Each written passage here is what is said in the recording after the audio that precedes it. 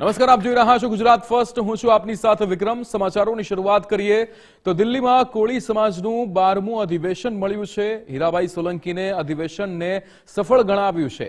22 રાજ્યમાંથી કોળી સમાજના લોકોએ ભાગ લીધો છે। સમાજની એકતા અને એકજૂથતા માટે કામ કરીશું તેવું નિવેદન આપ્યું છે। સંગઠનને મજબૂત કરવા માટે અમે કામ કરીશું તેવું પણ તેમણે કહ્યું હતું। ત્યારે દિલ્હીમાં કોળી સમાજનું આ 12મું અધિવેશન મળ્યું છે, જેમાં હીરાભાઈ સોલંકીએ આ અધિવેશનને સફળ ગણાવ્યું છે। તેમણે અહીંયા નિવેદન આપતા કહ્યું હતું કે 22 રાજ્યોમાંથી કોળી સમાજના લોકો અહીંયા ભેગા થયા છે, તેમણે ભાગ લીધો છે। સમાજની એકતા અને એકજૂથતા માટે કામ કરીશું તેવું નિવેદન આપ્યું। अखिल भारतीय कोली समाज का आज 12वां अधिवेशन दिल्ली के तालकटोरा स्टेडियम में बुलाया गया था और अभी भी ये कार्यक्रम चल रहा है। गुजरात के प्रदेश अध्यक्ष हीरा भाई सोलंकी विधायक भी हैं मौजूद हमारे साथ बात करने के लिए। सफल आयोजन देखने को मिला, पूर्व राष्ट्रपति पहुंचे, दिल्ली की मुख्यमंत्री पहुंची, क्या तय किया गया आज आगे फ्यूचर को लेकर? આમ તો આપ જોઈ રહ્યા છો કે આજે આ સ્ટેડિયમમાં પગ રાખવાની જગા પણ નહોતી અને હું માનું છું કે 22 રાજ્યમાંથી કોળી સમાજના લોકો આજે આ અધિવેશનમાં ભાગ લીધો છે અને ગર્વ સાથે એમ કહી શકીએ કે આ સફળતાની તરફ જ્યારે આ પ્રોગ્રામ જઈ રહ્યો છે ત્યારે અમને પણ એક ખુશીની લાગણી વ્યક્ત કરું છું। સમાજની એકતા, સમાજની ઉત્કર્ષ માટે આવતા દિવસોમાં સમાજના કઈ રીતે સંગઠન મજબૂત થાય અને કઈ રીતે એકજૂટ સમાજ રહે અને સમાજની પ્રગતિ માટે આજે આદરણીય અમારા રાષ્ટ્રપતિ, પૂર્વ રાષ્ટ્રપતિજી રામનાથ કોવિંદજી આને શોભા વધારી અમારી અને આજે પોતે હાજર રહી અને સમાજને એક માર્ગદર્શન આપ્યું ત્યારે અમને પણ એ ગર્વ થયો કે આજે રાષ્ટ્રપતિ, ભૂતપૂર્વ રાષ્ટ્રપતિ હોવા છતાં પણ આજે આ મંચ પર બિરાજમાન થઈ અને અહીંયાના મુખ્યમંત્રી શ્રી બેન શ્રી રેખાબેન પણ ઉપસ્થિત રહ્યા ત્યારે સમાજને એક માર્ગદર્શન આપીને સમાજને એકજૂટ કરી અને સફળતા તરફ આજે આ કાર્યક્રમ થયો છે ત્યારે અમને પણ ગર્વ થાય છે અને ખૂબ મોટી સંખ્યામાં આજે ગુજરાતથી પણ લોકો અહીંયા ઉપસ્થિત રહ્યા છે અને આ સંગઠનને હજુ પણ મજબૂત કરવા માટે આવતા દિવસોમાં અમે કામ કરીશું। पूर्व राष्ट्रपति जी जब बोल रहे थे मंच से तो उन्होंने एक बात कही जो आज के मौजूदा परिदृश्य में सही बैठता है कि वन नेशन वन संगठन, उन्होंने बात कही और लड़ाई चल रही है। नहीं, हमारी कोई ऐसी लड़ाई है नहीं और ये सब हमारे बुजुर्ग लोग हैं जिनकी प्रेरणा से ये संगठन आज इस दौर तक आया है। वो हमारे बुजुर्गों का आशीर्वाद है और एकजुट होकर सब हम लोग काम करते हैं।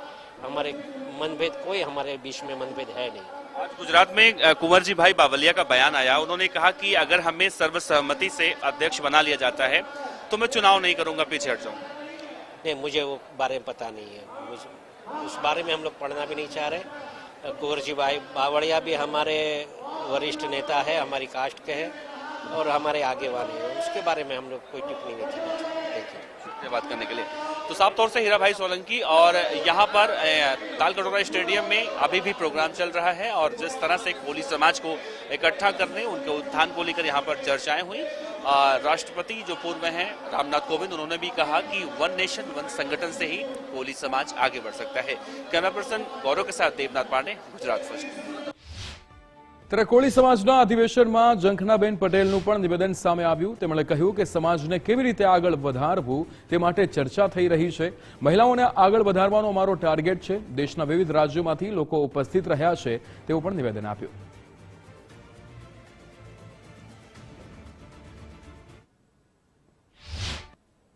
तालकटोरा स्टेडियम में इस वक्त अखिल भारतीय कोली समाज का 12वां अधिवेशन चल रहा है और इस वक्त मेरे साथ गुजरात के धारासभ्य हैं कन्नूभाई पटेल।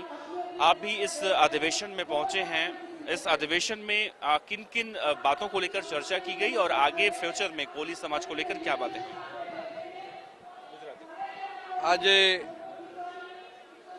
12મું રાષ્ટ્રીય અધિવેશન દિલ્હીના તાલકટોરા સ્ટેડિયમની અંદર યોજવામાં આવ્યું અને સમગ્ર ભારત દેશની અંદરથી 22 રાજ્યોમાંથી સમાજના આગેવાનો, યુવાનો, મહિલાઓ અને બધા જ લોકોએ મોટી ઉપસ્થિતિ અહીંયા આગળ નોંધાવી છે। તાલકટોરા સ્ટેડિયમ આખે આખું આપણે જોયું એમ કે ફૂલે ફૂલ ભરાઈ ગયું હતું.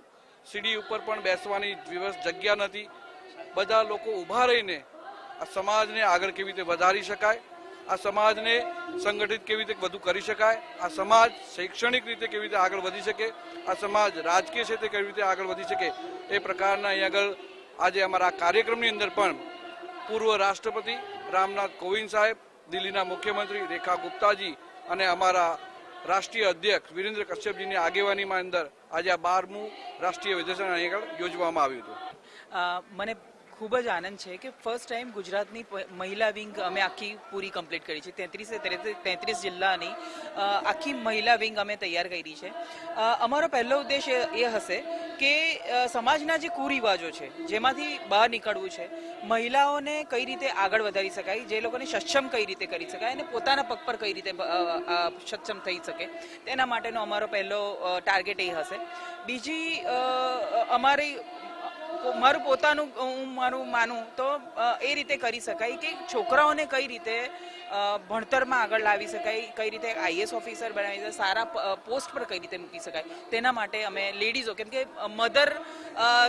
મધરના મગજમાં હશે તો એ બચ્ચાના મગજમાં નાખી શકશે. સો એ રીતે અમે આગળ વધવાની પ્રયાસ કરીશું કે જેથી સમાજને પણ આપણે એક સારું એ આપી શકીએ.